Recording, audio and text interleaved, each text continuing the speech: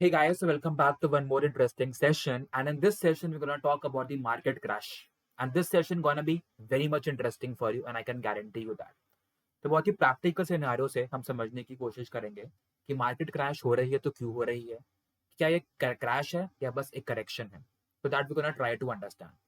अब yesterday, like when we talk about as on 24th of February 2022, Nifty it went down by more than 800 points and Sensex तो 2000 point से ज्यादा ही गिर गया. Sensex में 2000 point से ज्यादा की गिरावट आई and that we all know. But वो क्यों आई?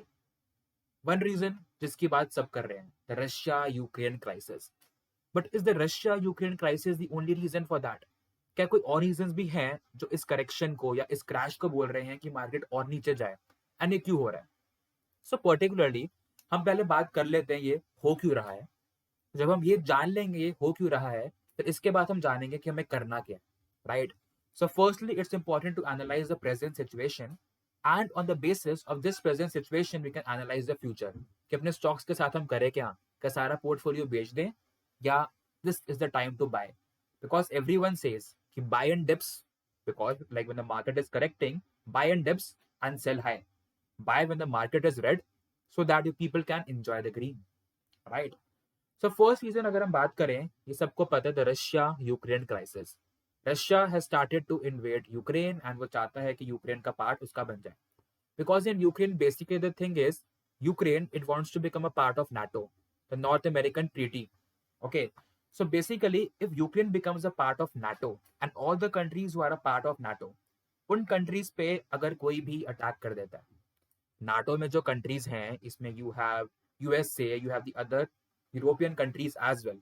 तो Ukraine basically wants to become a part of NATO. And why? NATO में जो भी कंट्री होती है, अगर उस कंट्री पे कोई भी अटैक कर दे, then everyone will start fighting with this country. तो if it becomes a part of NATO, okay, and Russia starts to attack on it, then all other countries would turn on Russia, and this Russia cannot afford. And that's why Ukraine, वो चाहता नहीं है कि वो NATO का part बने. It directly wants कि Ukraine इस रशिया का पार्ट बन जाए, so that even before Ukraine could become a part of NATO or have all those formalities and procedures to become a part of NATO, it started to invade Ukraine. And that is like one of the most important reason. अब second reason लोग बोलते हैं like the eastern Ukraine has some historical ties with Russia and the people in the eastern Ukraine they want to become a part of Russia. Whereas कुछ ऐसा भी part है, मतलब in Ukraine, more than 50% of the people in Ukraine they do not want to become part of the Russia. They want to become part of Europe because they speak European and they have their cultural ties with Europe. But कुछ part ऐसा ही भी है जो चाहता है कि हम Russian का पार्ट बन जाए. सो अल्टीमेटली रशिया ये नहीं चाहता कि यूक्रेन किसी और कंट्री का पार्ट बने. एंड दूसरी बात, वो नाटो में आए, क्योंकि अगर वो नाटो में आ गया तो नॉर्थ अमेरिकन ट्रीटी ऑर्गेनाइजेशन में आ गया, तो अगर रशिया यूक्रेन में इन्वेड करेगा या यूक्रेन में तबाही मचाएगा तो all the countries would turn against Russia. And बात अभी चल भी रही है, because all the countries B it your USA and जो बाकी भी कंट्रीज हैं, the European countries and all those countries, वो बात कर रहे हैं कि रशिया पे हम सैंक्शंस डाल देंगे. अब सैंक्शंस का क्या मतलब है? जो भी रशिया एक्सपोर्ट करता है बाहर चीजें, Russia is the largest producer of a large number of things. Russia produces wheat, Russia exports oil, barley and a large number of kind of metals as well. Aluminium बनाता है, copper बनाता है, platinum बनाता है, palladium बनाता है and निकल का लार्जेस्ट प्रोड्यूसर है. तो अगर रशिया का सामान, अगर रशिया अपनी कंट्री के बाहर अपना सामान भेजेगा एंड बाकी कंट्रीज उस सामान को नहीं लेंगी, तो ऑब्वियसली रशिया का जो एक्सपोर्ट बिजनेस है, वहां पे जो मर्चेंट्स हैं, जो मैन्युफैक्चरर्स हैं, उनका बिजनेस हैम्पर होगा and the people would be dissatisfied. तो क्या पता यहाँ के जो मैन्युफैक्चरर्स हैं, जो यहाँ पे जो काम कर रहे हैं एंड जो खेती कर रहे हैं, and the people who are like मतलब कि manufacturing the metals and all those people, they might shift to other countries where these sanctions are not there. अभी तक सैंक्शंस डाली तो नहीं है, बट सैंक्शंस की बात चल रही है.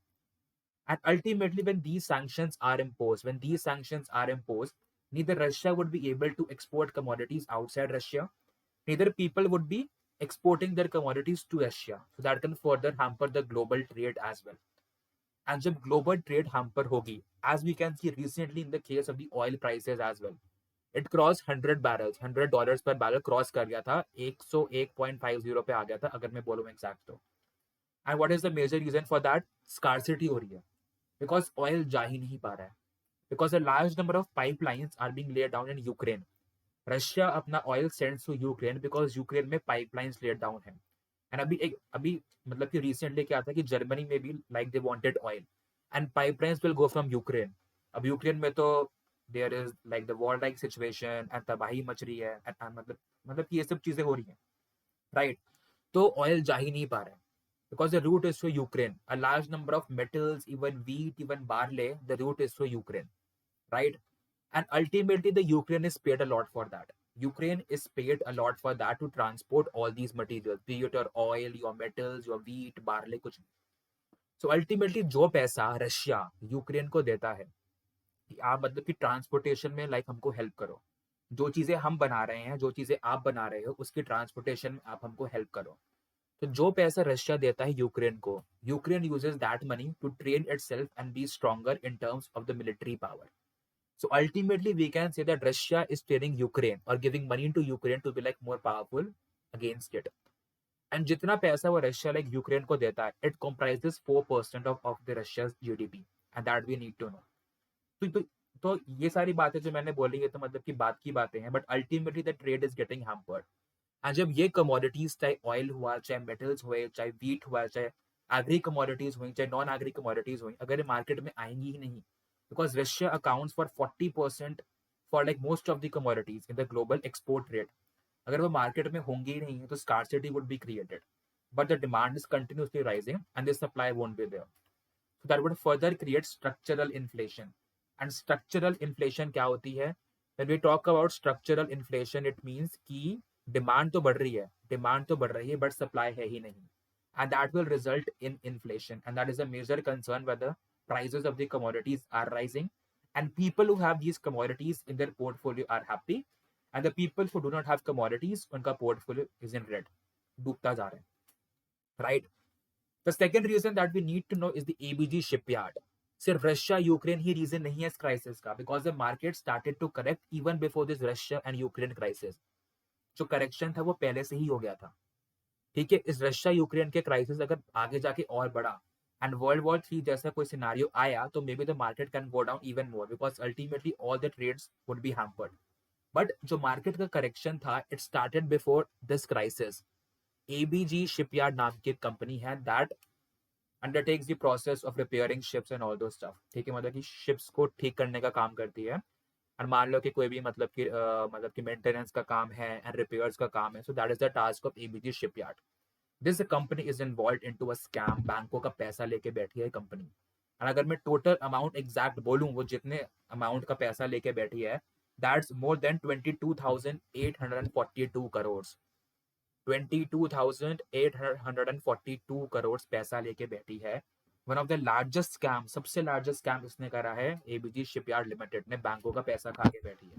एंड बैंक भी कोई ऐसे नहीं है मतलब कि छोटे मोटे बैंक. आईसीआईसीआई बैंक है, आईडीबीआई बैंक है, एसबीआई बैंक है, Punjab national bank as usual, bank of Baroda है, राइट? इन बैंकों से करोड़ों लेके बैठी है. सबसे ज्यादा आईसीआईसीआई बैंक से लेके बैठी है. More than 7,000 crore ICICI bank से लेके बैठी है. अब इतने सारे मेन बैंक से पैसा लेके बैठी है कंपनी एंड पैसा वापस कर नहीं रही है एंड स्कैम में आ गई है, तो बैंकों के पास तो पैसा है नहीं. अब बैंकों के पास पैसा होगा नहीं तो how will the bank perform their operations, right? तो इसमें भी इसकी वजह से निफ्टी बैंक में भी एक ह्यूज करेक्शन आया था मार्केट में. मतलब कि in the recent times the Nifty bank also came down because of all these things. Because बैंकों के पास तो पैसा है ही नहीं. पैसा होगा, एग्रीड होगा, बट जितना पैसा पहले था उतना नहीं होगा.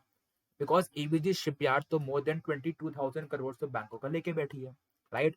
So that is like one of the reasons why the Nifty Bank was affected, and ultimately Nifty Bank comprises a substantial stake of the Nifty index, and that is why bank अगर ठीक चल रहे हैं,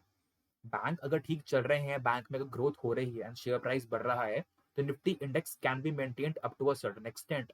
but अगर bank से गिर रहे हैं तो निफ्टी इंडेक्स पर पड़ता है effect, and that is a factor. Third reason, NSE scam.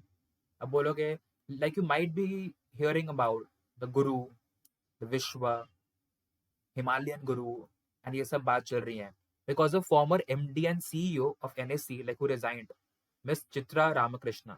Like she was involved into a scam because like she was like receiving advices from a secret guru. And वो secret guru बोलते हैं, the secret guru is none other than Anand Subramaniam. Anand Subramaniam.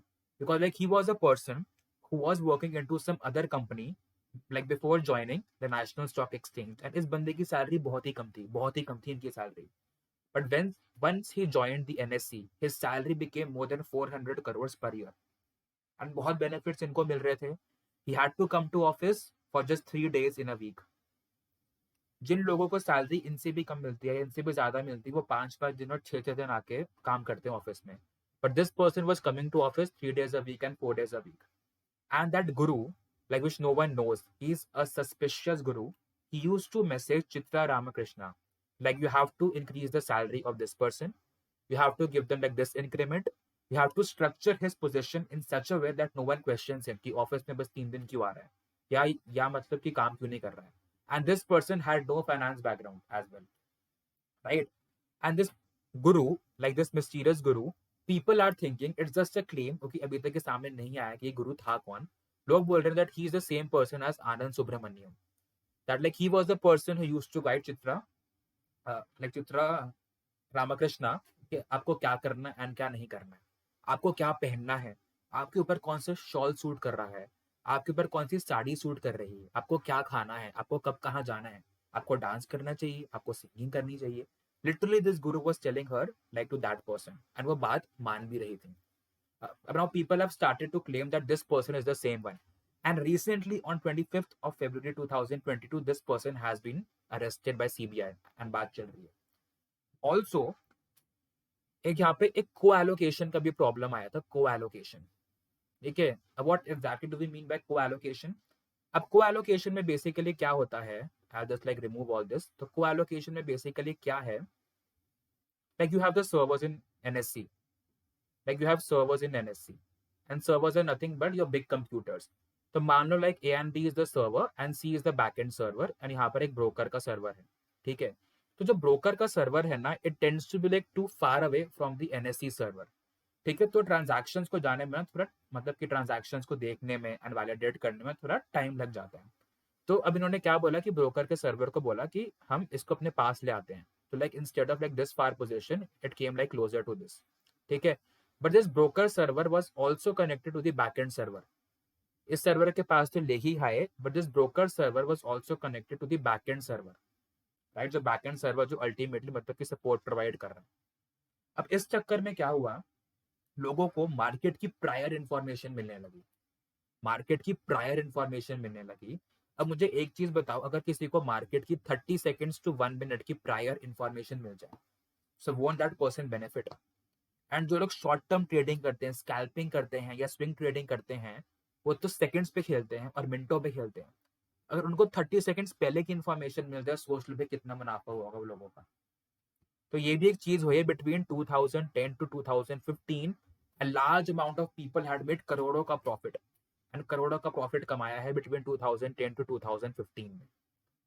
And even like before this scam came into place, like recently, like when this scam came into place, a large amount of foreign institutional investors ने भी अपना stake market में cell कर दिया, मतलब कि इस scam के आने से पहले.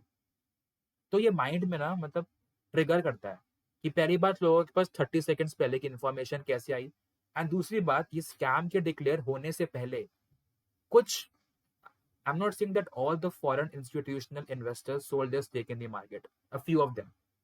Okay. बिल्कुल इससे पहले ही इन्होंने सेल क्यों करा? Maybe like some top management is involved. अब जब इंडिया के लार्जेस्ट स्टॉक एक्सचेंज में, नेशनल स्टॉक एक्सचेंज में ही स्कैम होने लगे हैं, तो ट्रस्ट कैसा रह जाएगा लोगों का मार्केट में? पर ट्रस्ट ही नहीं करेंगे सिस्टम को. और जब स्टॉक्स में ट्रस्ट नहीं करेंगे, फिर तो माशाल्लाह, ठीक है, फिर क्रिप्टो करेंसी मार्केट में अपना पैसा डालने लग जाएंगे. अब क्रिप्टो करेंसी मार्केट में सारा पैसे का डलना स्टार्ट हो गया, the market has no fundamentals, you all know, ठीक है. तो रिस्कीनेस वाली आ जाती है मतलब की सिचुएशन, ठीक है. बट ऐसा अभी प्रेजेंटली इतना नहीं हुआ है कि लोगों ने पैसा निकाल के अपना मतलब कि क्रिप्टो में डाल दिया. People are just like booking their profits and profits को अपने पास रख रहे हैं, ठीक है. सो ये रीजंस हैं. अब एग्जेसिव वैल्यूएशंस जो मार्केट की थी, अब वो भी करेक्ट होना स्टार्ट हो गई हैं. ओके, अब now the question arises that should we buy और not to buy, or like sell all our portfolio. The one example I would like to give you, all the people who have accumulated wealth बहुत time से, those are the person who stay in market. अगर आप trading करते हो, if you people do trading, so it can be a time कि अब सोच समझ के रुक जाओ, अभी थोड़ा मार्केट को तुम स्टेबल होने दो. But if you are an investor and you have a long term horizon of 10 years, 12 years, 15 years, तो पोर्टफोलियो को तुम रहने भी दोगे ना तो रिटर्न आ जाएगा. Because over a long period of time, the market gives you returns, and these kind of situations are short term to mid term. But in the long term, everything would be fine. So if you are an investor, and even the largest investor, they keep 90% of their portfolios intact in the market. तो अगर 10% निकाल भी रहे हैं, because in these phases your commodities are doing good.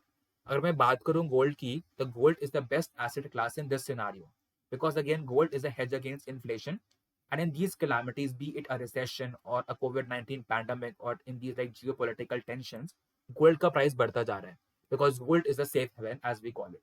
ठीक है, तो people ने थोड़ा सा पैसा अपने गोल्ड में डालना स्टार्ट कर दिया है, बट 10-5% से ऊपर मत करो. जो पोर्टफोलियो है, जो लॉन्ग टर्म का पोर्टफोलियो है, keep it intact, keep it intact.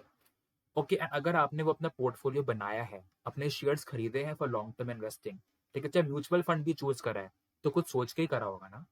Like you had trust, like you saw the past year CAGR कि कितना मतलब कि रिटर्न मुझको मिल सकता है 1 ईयर में, 2 ईयर्स में, 5 ईयर्स में, 10 ईयर्स में, राइट. तो if you have trust in your portfolio, if you think कि जिन कंपनीज में आपने अपना पैसा लगाया है वो स्ट्रॉन्ग कंपनीज हैं एंड वो लॉन्ग टर्म में पैसा देंगी ही देंगी एंड रिटर्न देंगी ही देंगी, मतलब then there is no need to get afraid. तो चिंता की बातें क्यों करनी. फिर अपने तुम पोर्टफोलियो को रखो and start buying into dips. And those people who are doing the systematic investment plans or SIPs, and that's the best thing कि जितनी मार्केट नीचे गिर रही है, ठीक है, तुम फिर खरीद लो. मार्केट अगर और गिरी देन तुम फिर खरीद लो. मार्केट अगर और गिरी देन फिर खरीद लो. अगर और गिरी देन फिर खरीद लो. And that we call it as averaging. तुम्हारा ओवरऑल एक एवरेज प्राइस हो जाएगा कि मार्केट को तुम डिप्स में खरीद रहे हो. मार्केट नीचे गिरी देन और खरीद लिया. मार्केट नीचे गिरी देन और खरीद ली शेयर से, और गिरी then share like you bought more. That we call it as averaging. उसे हम एवरेजिंग बोलते हैं. तो तुम्हारा एक लॉन्ग टर्म में ना प्राइस तुम्हारा वो स्टेबलाइज हो जाएगा एंड तुमको रिटर्न्स आने ही आने हैं. And that is why I say start buying in dips. Basically I'm not recommending the stocks that like मतलब कि which stocks to buy, that you have to do because ultimately it's your portfolio. Okay, अगर आपने stocks pickup करे हैं, आपको उस पर trust होगा तभी आपके पोर्टफोलियो में है. अगर ट्रस्ट नहीं है, अगर ट्रस्ट नहीं है उन स्टॉक्स पे, and you just मतलब कि randomly like just put in the money into these stocks, which a large number of the new age investors did, because उनके लिए मार्केट में जो अभी जो करेक्शन आ रहा है 2000 पॉइंट्स का या मतलब कि 2500 पॉइंट्स का, it's the first time for them. उन्होंने आज तक मार्केट को करेक्ट होते हुए नहीं देखा, and those are the people who are like panicking the most, because इन्होंने आंख बंद करके लाइक किसी भी स्टॉक में पैसा डाल दिया था. But if you are afraid, you did not do your complete analysis and इस स्टॉक में तुम्हारा मन नहीं मान रहा है एंड यू थिंक कि the stocks will not perform well, sell दो स्टॉक्स. बट जिन स्टॉक्स को आपने सोच समझ के लिया है, अपना पोर्टफोलियो सोच समझ के बनाया था एंड सब रिसर्च करके बनाया था कि ये मुझको रिटर्न देगा, then keep it, right. Then why to worry. That is the approach that you need to take, and a practical approach. अगर मार्केट नीचे गिर रही है तो इसका मतलब ये नहीं कि तुम भी बेच दो. Okay, you can go with the concept of averaging. Start with the systematic investment plan, the SIP. Dips में खरीदो, ठीक है, तो तुम्हारा बैलेंस एक बैलेंस आउट हो जाएगा average. Okay, so that is the thing that you can do with the market. So one last thing, अगर ट्रस्ट है अपने पोर्टफोलियो पे, you think the stocks are good, then keep it, आराम से enjoy करो and dips में खरीदो. और लमसम मत करना एक साथ से, ठीक है, बट डिप्स में खरीदो. बट इफ यू थिंक कि मैंने बस रैंडमली स्टॉक्स में डाल दिया था पैसा because everyone was buying the stocks, then मैंने भी मतलब कि स्टॉक्स को खरीदना स्टार्ट कर दिया, देन लाइक बी अवेयर, ठीक है, then like we can't do anything for you. Okay, so it's just an advice and the rest is completely on the students. Okay, I hope that you like really like the session, and अपने दोस्तों के साथ भी मतलब कि like ये video share करना, उनको भी बताना ये वीडियो है, क्राइसिस क्यों हो रहे हैं एंड क्या हमें करना चाहिए. And do not forget to hit the like button and subscribe the channel and press the bell icon for all the videos, and ultimately like refer to all our channels and like social media websites to connect to us, and like we are here for your queries. And किसी और topic पे video बनानी हो तो हमको बताना, like we'll post it as well. Okay, so thank you guys. जय हिंद.